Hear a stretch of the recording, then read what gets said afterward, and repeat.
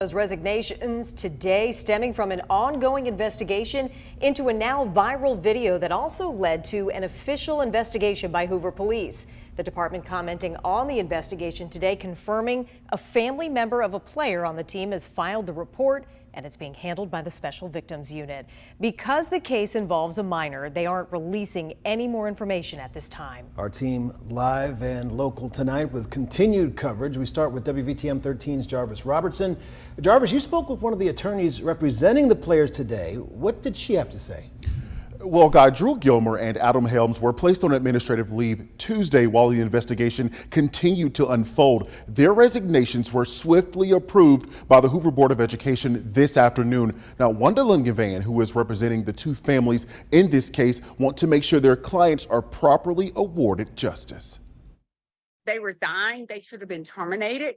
Another twist in the controversy surrounding now former Hoover High School head football coach Drew Gilmer and former defensive coordinator Adam Helms. Their resignations were effective immediately this afternoon. However, Wandalyn Gavan says this step took too long.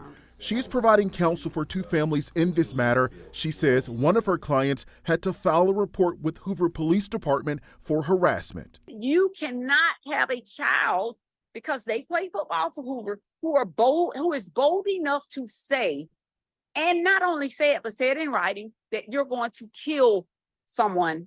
Because of this case, Gavan says her phone has been ringing non-stop from hundreds of people who want to share their story, even from the coach's past. They raised complaints with other school systems. Nothing was done.